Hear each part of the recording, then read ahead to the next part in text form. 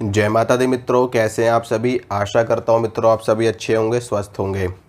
मित्रों आज हम बात करेंगे कई लोग माता काली की पूजा करते हैं, साधना करते हैं, लेकिन उनको माता काली की कृपा नहीं मिल पाती, उनका आशीर्वाद उनको नहीं मिल पाता।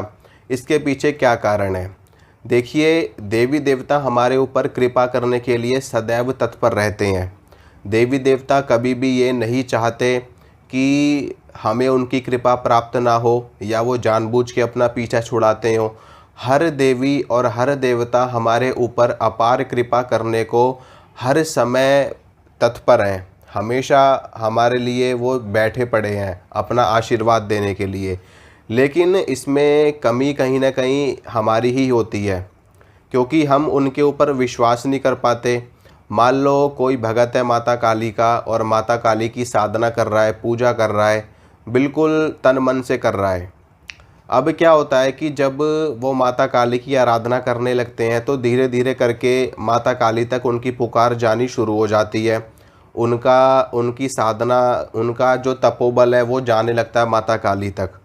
अब माता काली आदेश करती हैं अपने से नीचे जो बैठी शक्तियाँ, उनकी जो उनके सेवक सेविका बैठे हैं, यक्षिणी, योगिनी, भूत प्रेत गण आदि जो भी हैं, माता काली उनको आदेश करती हैं कि ऐसे ऐसे मेरा भक्त है और मेरी साधना कर रहा है, जाओ इसकी परीक्षा लेकर के आओ कि इसके अंदर वाकई में मेरे प्रति भाव है या सिर्फ़ और सिर्फ ये मतलब के लिए मुझे पुकार रहा है। तो माता काली के जो भूत प्रेत गण आदि हैं, यक्षिणी, योगिनी इत्यादि हैं, वो भगत की परीक्षा लेने के लिए आ जाती हैं। भगत की परीक्षा ले लेती हैं वो, या तो आपके घर में कलह कलेश करवा देंगी, या फिर आपके शरीर में प्रवेश करके आपके अंदर क्रोध जागृत कर देंगी, या आपकी बुद्धि में बैठ करके आपकी बुद्धि फेर देंगी, या फिर आपकी जीवा पे बैठ करके किसी को अनाप शनाप बकवा देंगी। तो इस तरह की चीज़ें वो हमारे साथ में करती हैं। शक्तियाँ आकर के जब परीक्षा लेती हैं तो ऐसे ही करती हैं। अब ऐसे में क्या होता है कि कुछ साधक तो डटे रहते हैं, यहाँ उनके रास्ते में बाधाएं तो आती हैं। ऐसा कोई भी भगत नहीं है इस दुनिया का जिसके रास्ते में बाधाएं ना आई हों। हर भगत के रास्ते में बाधा आती हैं, चाहे वो माँ दुर्गा का भगत हो, चाहे वो माता काली का भगत हो, चाहे हनुमान जी का हो, चाहे किसी भी देवता का हो। हर भगत के मार्ग में बाधाएं आती हैं। तो क्या होता है कि जब शक्तियाँ परीक्षा लेनी शुरू कर देती हैं तो कुछ भगत तो भटक जाते हैं, यानी कि उनसे परीक्षा ले ली, उनकी बुद्धि घुमा दी। ठीक है, बुद्धि घुमाने के बाद में क्या करते हैं वो फिर इधर उधर भटकना शुरू कर देते हैं। कभी इस दरबार जाते हैं, कभी उस दरबार जाते हैं, कभी तीसरे दरबार जाएंगे, फिर चौथे दरबार जाएंगे। अब वो क्या करते हैं कि भगतों की बुराई करते हैं, जा जा करके ये भगत तो ऐसा है, वो भगत तो ऐसा है, वो भगत तो ऐसा है। ऐसा काम वो करना शुरू कर देते हैं। ये परीक्षा जो होती है ये शक्तियों की ही परीक्षा होती है। हाँ, कई बार ऐसा होता है कि जो सामने बैठा इंसान है वो भी गलत होता है। देखिए, मैं ये नहीं कह रहा कि हर भगत अच्छा होता है, हर भगत सच्चा होता है। इस दुनिया में बहुत से भगत ऐसे भी हैं जो लूटने के लिए बैठे हैं, और जो झूठे हैं, जिनके पास ना तो कोई शक्ति है ना ही कोई सिद्धि है। वो सिर्फ़ और सिर्फ लोगों को ठग रहे हैं, लोगों को लूट रहे हैं। तो ऐसे भी लोग हैं और अच्छे लोग भी हैं। जो अच्छे भगत हैं वो भी इस दुनिया में बहुत सारे हैं।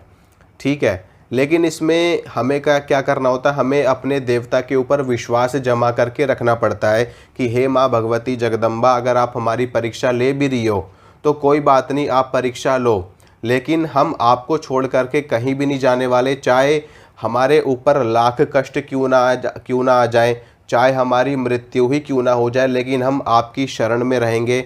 आपके चरणों को छोड़ करके हम कहीं भी नहीं जाएंगे और बस एक ही जगह से जुड़ करके रहेंगे। अगर इस प्रकार का भाव आपके अंदर आ जाता है तो आपकी परीक्षा भी उसी दिन समाप्त हो जाती है।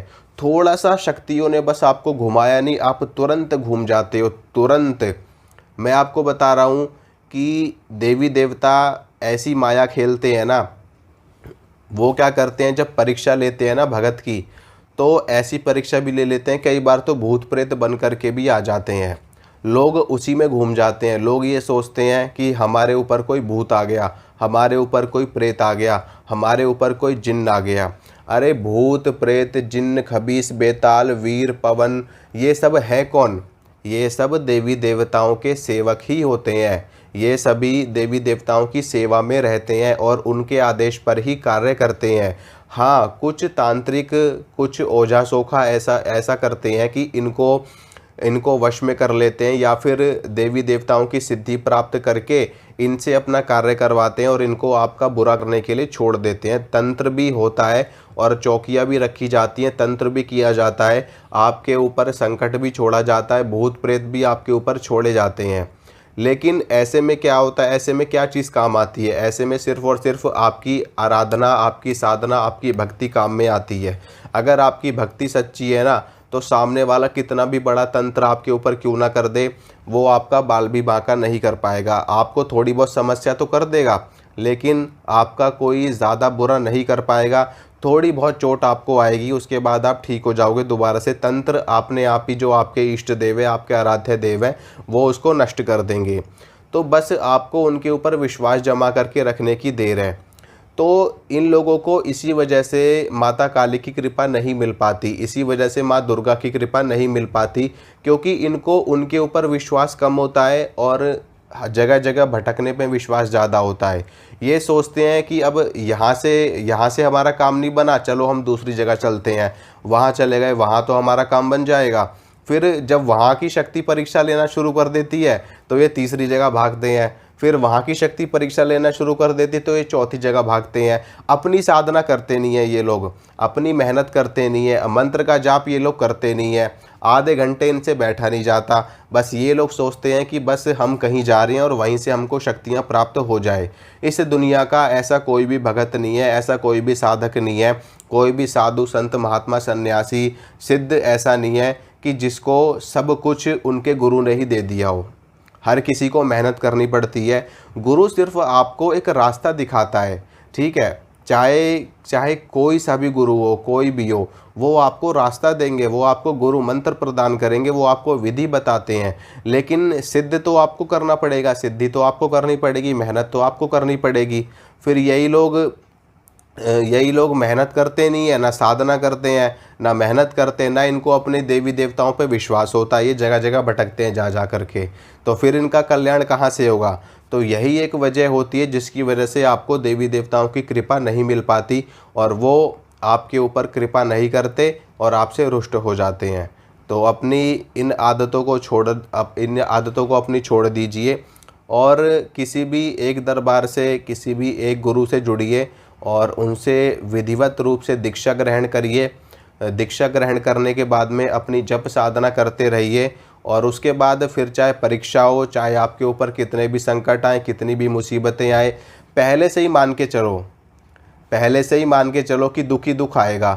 तो जब आपने पहले से ही मान लिया है कि दुख ही दुख आना है, तो फिर अगर दुख आ भी जाएगा तो ज़्यादा फर्क नहीं पड़ेगा, ठीक है। पहले से ही मान के चलो कि कल को क्या हो जाए कुछ नहीं पता समय का, और ये बात तो वाकई में है, समय का कुछ नहीं पता, कब कहाँ किसके साथ में क्या हो जाए। और हमेशा सुख की कामना कम करनी चाहिए इंसान को, दुख की कामना ज़्यादा करनी चाहिए। अगर आप पहले से ये सोच चलोगे कि यार आने वाले समय में दुख ही दुख मिलना है, ठीक है, तो आपको अगर दुख थोड़ा बहुत मिलता भी है ना, तो आप उसमें संतुष्ट रहोगे, आप ज़्यादा निराश नहीं हो जाओगे। लोग ऐसे हैं, थोड़ा सा दुख आता है इतना निराश हो जाते हैं जैसे पता नहीं कितना बड़ा पहाड़ टूट गया। अरे ये जीवन है, इस धरती पर आए हो ना, अब तो दुख तो आपको मिलना ही मिलना है। भगवान श्री राम को भी दुख मिला था। ऐसे सिद्ध संत महात्माएं जो 24 घंटे घूम रहे हैं, जंगलों में है, पहाड़ों में, क्या उनको दुख नहीं है? ठीक है, उनको एक समय का भोजन भी नहीं मिल पाता, कई बार 6-6 दिन 7-7 दिन वो लोग भूखे रहते हैं, तब भी अपनी साधना में लगे पड़े हैं। तो ये सब क्या है? ये सब कष्ट ही तो है, ये सब दुख ही तो है। नंगे पैर चल रहे हैं, ना तन पे वस्त्र हैं, ना पैरों में चप्पलें हैं, ऐसे ही चले जा रहे हैं। तो यही सब क्या है? ये सब दुख ही तो है, संकट ही तो है। ये मृत्यु लोक है, यहाँ पर जो आया है उसको दुख तो मिलना ही मिलना है, ठीक है। तो अपनी भक्ति पर बस अड़े रहिए, जमे रहिए, आपको एक ना एक दिन सफलता अवश्य मिलेगी। जय माता रानी की।